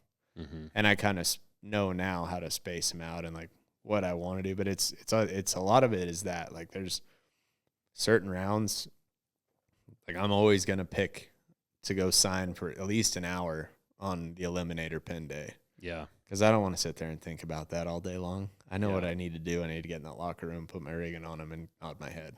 Yeah. And the rest is going to take care of itself. Those are the days I like to just keep myself busy, just meeting fans, signing autographs, talk shows, whatever. And honestly, it's the family and friends. They have to just understand. And if they want to have lunch or if they want to have dinner, I might leave before the bill comes, go to bed, Yeah. Or to get back for a quick nap before the perf. It just kind of seems like you get there and it just all blurs together. What you can't plan today, what you can't plan is how you're going to feel on day 4. Oh, yeah. I mean, that's a game changer, right? Like now all of a sudden, like, do you need to be in getting some work done, whether it's a chiropractor or massage, or I'm sure you probably build some of that in. I would imagine, no matter what, I'm sure some massage is going to be good, but who knows what injuries you're dealing with, and it's also got to be tough if you're at, who sponsor you? I know you got Yeti. Yeti, Hui Brands, Higher Boots, War Bonnet Hats, and Cinch. So you're at Cinch's booth, and you're signing autographs on day 6, and you have a bunch of people coming up reminding you that you've really sucked in the last 3 days. I had you on my fantasy team, man. Yeah, and it's like, you're really letting me down. Yeah. And like that's got to be a challenge too, of like, I'm sure nobody's going to be more disappointed if you've not had a few days in a row that you like, especially when you had opportunity that it was really truly just your fault and not the horses or something. It's got to be hard to stand there and talk to the general public and have some fat ass guy from New Jersey telling you how bad you sucked last night. It is. I've had to go and sign on the years I didn't make it. Oh, and I've sat there, with the other guys on my team and say they've made it, for that year, and like, oh, how's it going? I watched you ride last night. Did great. Thank you. So you get both, you get the people that don't have a clue, true. And you got those guys that want to feed you a little bit. So I don't know. I'm always like, watched your rope last night. Yeah, I missed the flank on that one. Yeah, it's fun. Like I don't think there's any other professional sport that does that on their final. Yeah, at the Super Bowl, you're not going to have your guys out there signing autographs, up until. But it's just, I feel like that's part of what makes rodeo special too, is that we are pretty accessible and we are going to go out and meet people. And you're not going to find that in the NFL. No, I mean, you're not going to just go hang at a booth at a convention center, if you're, Tom Brady, but you might for sure see Stetson Wright somewhere around doing his thing. Like, that's pretty cool. Yeah, and pretty common. The other thing too is like, this is the Super Bowl for our brands too, for the companies that stick with you through the years you're injured or your bad seasons, and they got your back. You can go out there and at their biggest event too, and show some face and get some excitement around the clothes you wear, the boots you wear, the knives you skin your deer with, whatever. Like being able to, because that's kind of the job too. Like it's all engulfed together. Like it really is. Yeah. Last question on the rodeo stuff. Why does Joe Beaver have to talk so much during calf roping? He's really good at it. No, I know. But I'm sure he won't listen to this. I hope he doesn't. I actually like you, Joe, but I'm just glad Luke Branquino's not out there because he just doesn't shut up. Yeah, really. Yeah. He's like the worst. Really? I really hope he listens to this podcast. Send it to him. Yeah. We talked about it. Yeah. He's he's kind of become one of my I guess idols in the sense of how he just went through his career and then transferred it into something else after. And I got to work. I did the pre-show last year while I was down there with him and got to spend some time and do the TV. He helped me through the TV side of things, and we become really good friends. But did he put your makeup on for you? Show you no your makeup? No, I didn't need any. I'm too pretty, but I did his for him. That's nice of you. Yeah. He's old. Yeah. There's lots of wrinkles. Yeah. Well, you are from the Bitterroot and from California, so you probably know a lot about makeup. So a couple months is enough time to be infected, I guess. Yeah. Tell me about, you mentioned off the top that I don't want to skim over because it's way more impressive than anything you do. Your wife was in the freaking Olympics? Yeah. What was her name in the Olympics? Paige Lawrence. What did she? She's for Canada. Oh, okay. Yep. She was a pairs figure skater and went to Sochi, Russia in 2014. Really? Yeah. You said pairs? Yes. Okay. Yeah, so the lifts and throws and that stuff's wild. Yeah, rank. Like I've gone and watched like the Canadian qualifying events before. They're launching those little chicks. It's insane. Yeah. Like the amount of and the force. Trust that she has to have that dude, like when they're swinging them around and their head is their little ponytails freaking scraping off the ice. Yeah. And I'm just like, man, that dude doesn't do something right, and he's just going to absolutely decapitate you.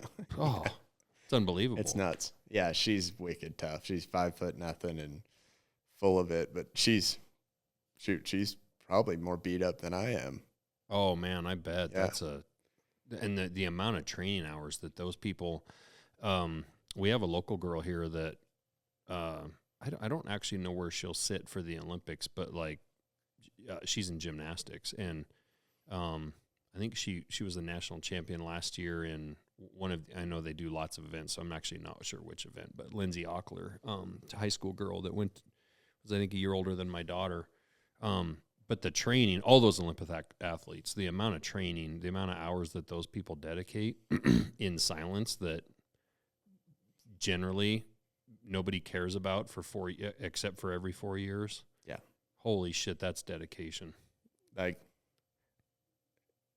the way she, just in talking to her, like when we first started dating, the way it changed my mentality about how I do, you know, that she's helped me evolve my. So she wasn't out drinking at the bars? No, like I mean, I think I was the one that gave her first beer at 24 when she retired. How'd you meet her?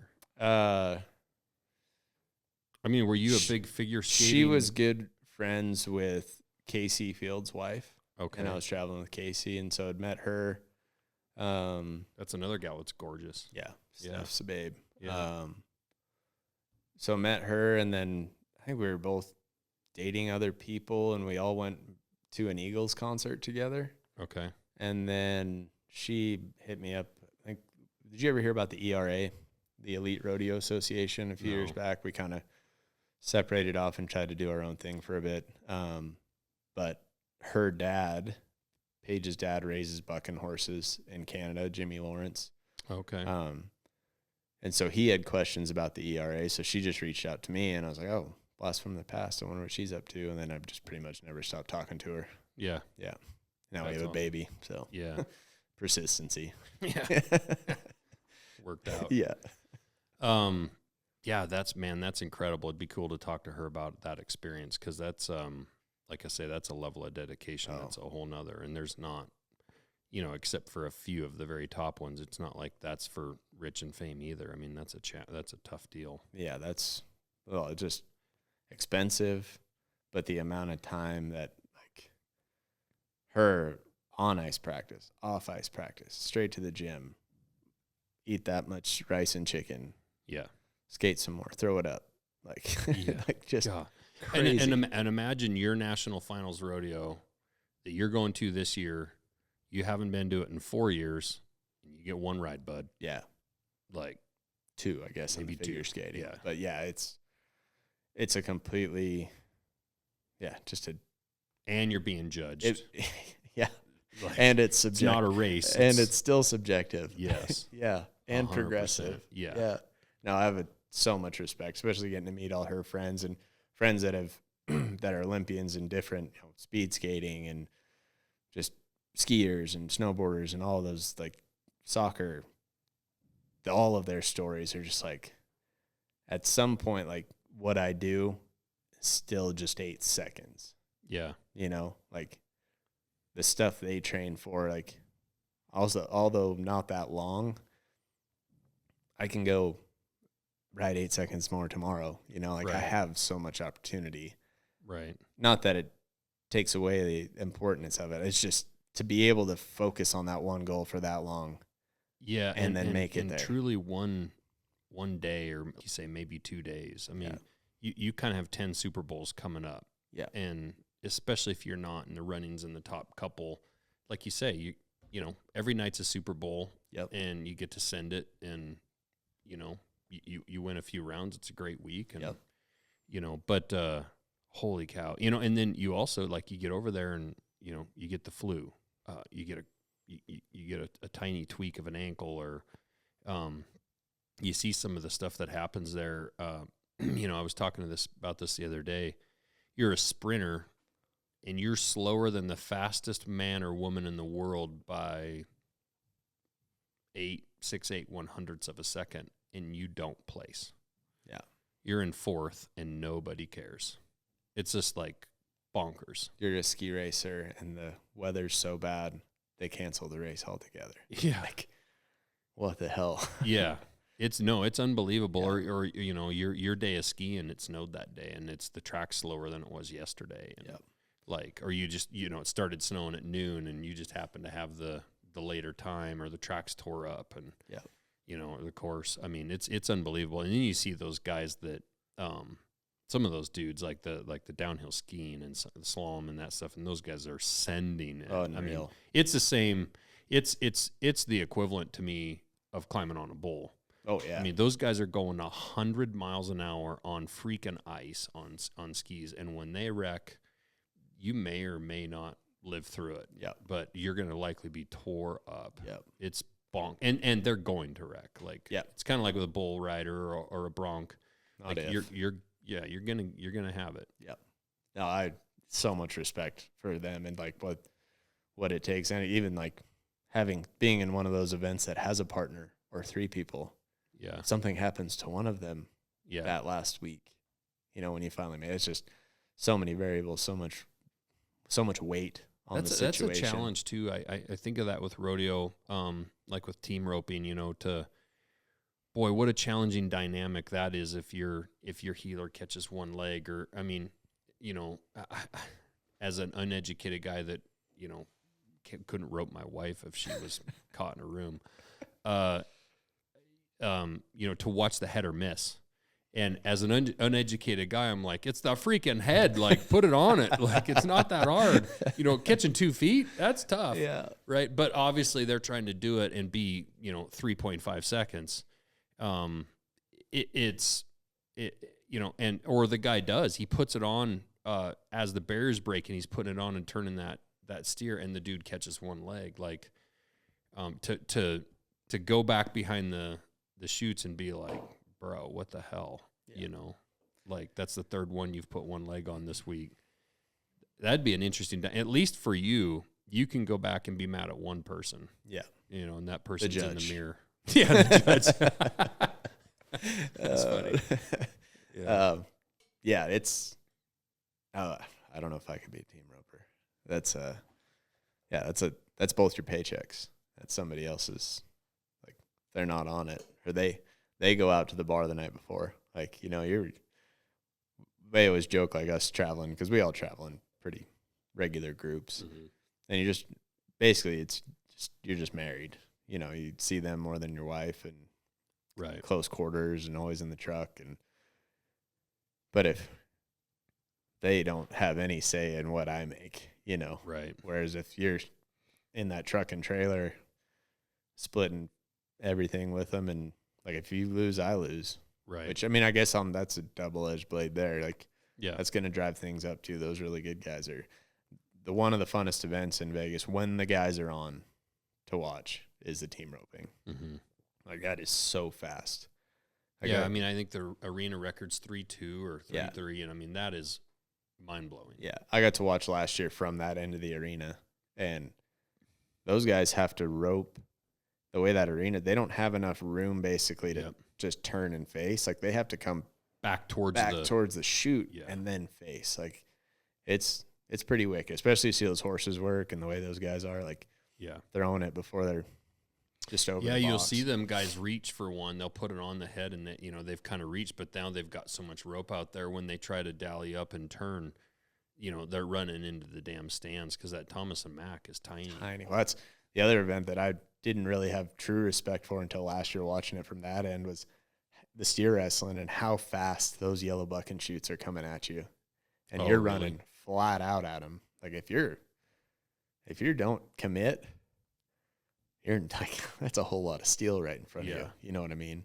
Yeah, no shit. I asked, I forget who I was talking to after the perf, one of them last year. I was like, he got off late. Like, he had to get off late. Got off, like, right in front of the out gate and flipped one. And I was like, how sketchy is that how fast do those come up? He's like, try not to look up, just focus on your steer and get down. Yeah. I believe it. Yeah, no shit. It's crazy. So what other things do you like to hunt? You like to hunt, right? Yeah. What else? I mean, are you an elk hunter, archery hunter? What do you like to do? I love shooting my bow. Have not hunted with it. Honestly, hunting has probably taken the biggest backseat in my life. I've shot elk, a bunch of whitetails being in Texas. And then I usually go on a mule deer hunt every year in Idaho with my dad. Mm-hmm. Of course, I get my brother goes in my place this year and shoots a freaking 30-plus incher. Really? Yeah. First time in there, I was like, you sucker. Trying to be happy for him. Yeah. Yeah. But no, honestly, that's kind of just been it. Just deer. And I buy my elk tag every year. The last couple of years, haven't had a chance to get out much. Yeah. Honestly, fishing's been my biggest. Fly fishing or what? Fly fishing since I moved to Montana. You live in the right area for that. Yeah, I did 20 days guiding last year for Freestone down in Hamilton, and that was just really fun, kind of do something different. Wouldn't want to do it full time, but got to know the sport well and meet some really good people, especially, you know, being with Yeti. Yeah. Getting to know their fishing side. And, hunting just hasn't been as easy as it's not as, it is as accessible. It's just, it's easy to go pop down the river for a few hours and jump back to the house. So for sure. Well, last thing you'd said, just in texting conversation or something, your wife has a clothing business or something. What does she do there? She's a mental performance coach.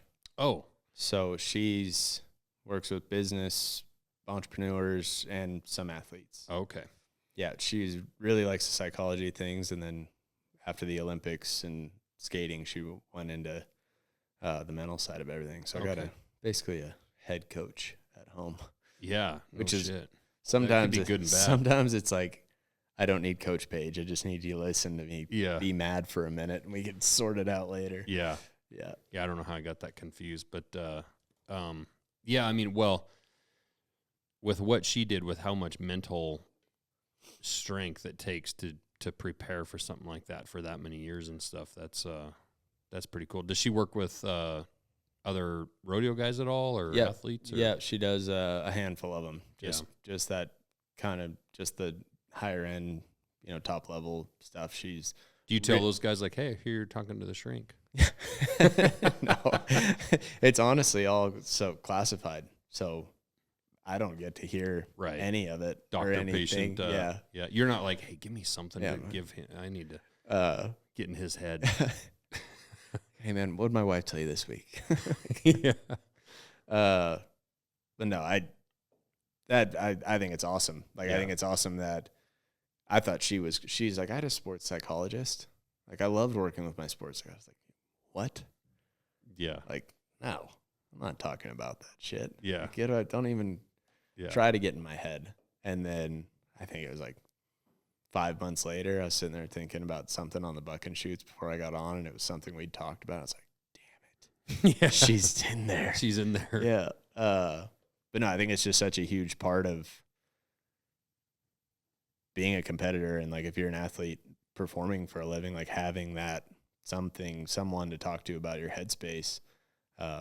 Granted, I get to live with her, so that's I wish easy. I actually knew more about that stuff, because like I tell my 15-year-old son, who's, you know, a heck of an athlete, but I think one thing right now with youth he struggles with is, you know, if he's in a game and makes a mistake, turns a ball over, you know, misses a couple shots in a row, you can see it start to affect him. And how do you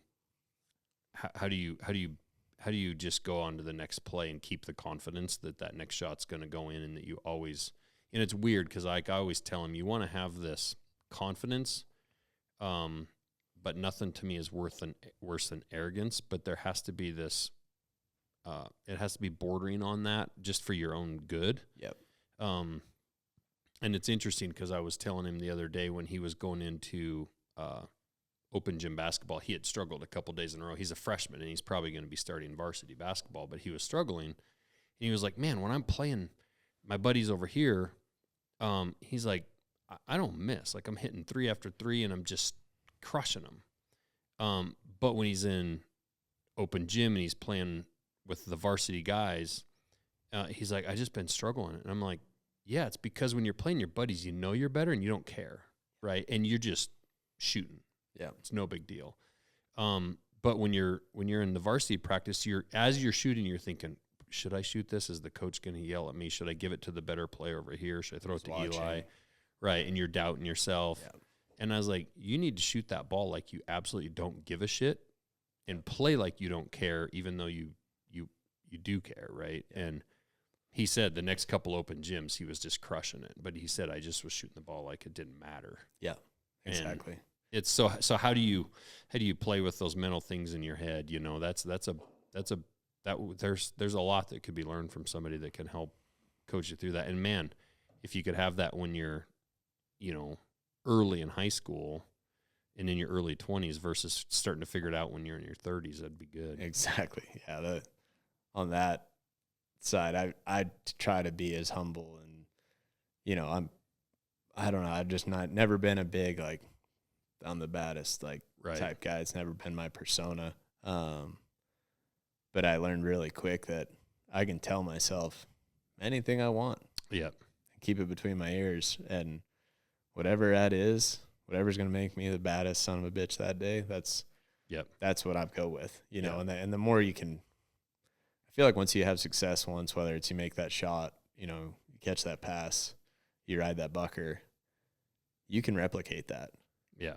And when you've done it once, you can do it again. And it's just the more and more you do it, the more you dial that into your brain and what you're thinking and how you're feeling. And some people go as far as to, you know, what color socks were they wearing, stuff like that. You Superstitious know? stuff. Yeah. But yeah, if you don't go to the finals in a couple weeks expecting to win 10 rounds, win the average, and take it all home, then you're in the wrong headspace. Like, you know, it's how you should feel like you're going down there to win round number 1. Well, then in round number 2, wouldn't you be expecting to win again? So like, no, 30,000's good for the week. I'll ease by these other 9. Yeah. So you have to be expecting, like, if you're expecting the right thing right now, your focus is all round 1 and winning that, right? Well, it should be also then be round 2, right? And so when it doesn't go right though, and the plan doesn't go to perfection, then it's like, how do you put that behind you and win round 3? You know, I feel like I'm more looking at it like in order to do the main goal, which is to just be 15th and then wreak havoc amongst everybody else on my way to the top all week, those wins have to happen. Yeah. You know what I mean? And I don't feel like I can run my hand in my rigging without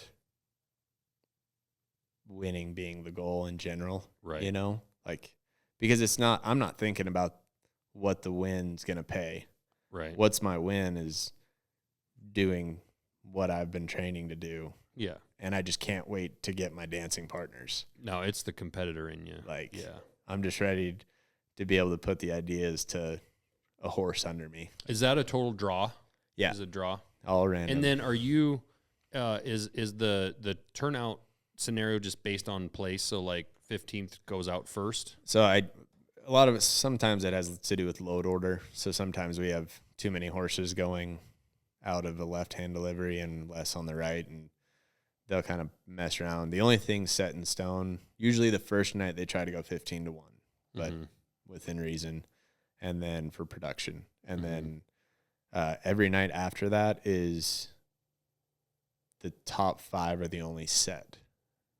The top 5 in the world go last 5 in order. That makes everybody sense. Else just scrambles up. Yeah. I think one year I was like first out. I think I was in like 7th place in the world, and I think I went first like 4 times. Really? You know, just total random. That's where that horse loads up. That's just part of the draw. Yeah. You know, and I've won, I think, 2 out of my 5 or 6 go-rounds. I've been first guy out, you know, and out there it's not as important. And you said that, I mean, to be at 111 grand or whatever you are on the year, but you just mentioned it, around wins around 30 grand or so. I go to second after the first night. What's that? I said I could be second in the world. So is that I wasn't sure. I didn't. Second to 15th is really tight. Number 1 is a mile ahead. Okay. But it's possible. Possible. Yeah. It is. Because I said that earlier in the podcast, and I didn't mean to be disrespectful. That like you're probably not going to win the world. No, I mean, usually when you're in 15th, it's tough to go all the way to 1. That would be a hell of a story. That's what I mean. That's my highlight reel. But to go to seconds sounds like absolutely possible. And I've been there on the year. Like for the year I won second. I think it was 2017. Tim O'Connell had $100,000 lead coming in.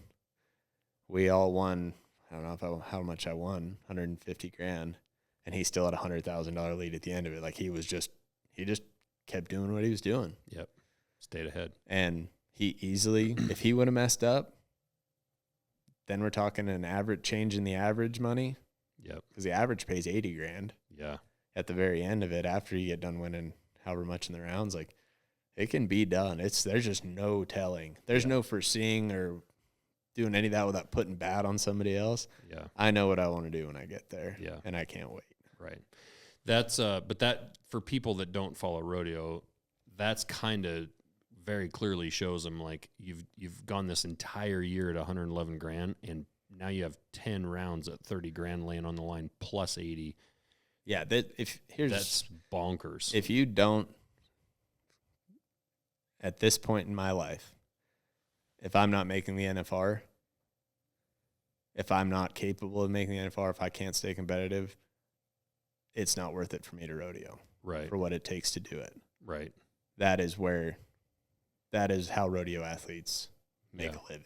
That's actually something I've noticed that in the last number of years, it's a little bit sad. I've said this, and I don't know that it's totally accurate. I think it's more accurate in like roping and barrel racing where you have to haul your horse around. But I've said it's kind of become a rich man sport, and I don't mean that in a absolutely, but like, holy shit, to have a barrel horse that's competitive and to be able to afford to run and rodeo and actually ride at the very top, or to have roping horses, because it's tough to just have one roping horse, to have roping horses that can compete all summer long and go to the finals and load up that trailer and live on the road and pay that diesel bill when you're not one of the top guys. Like once you've gotten sponsored and you have a little bit of help, that's better. But to just get into it, yeah. If it's a 19-year-old kid downstairs here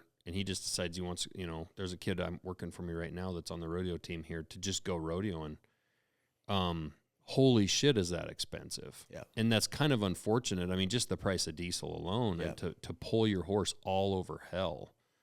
It's nuts. Man. I know what it costs for us to do it in just a regular truck and camper or a van, and I couldn't imagine having to tow a big bloomer and feed it and however many dollars worth of horses bills and vet bills and just attack. Yeah. Like it's not, and then you see these guys in Lovington, New Mexico, and then you see them on the plane the next morning, and you got a driver driving your horse to Sykeston, Missouri, because you're borrowing a horse, or you sent a horse here last week. Yeah. Like there it is.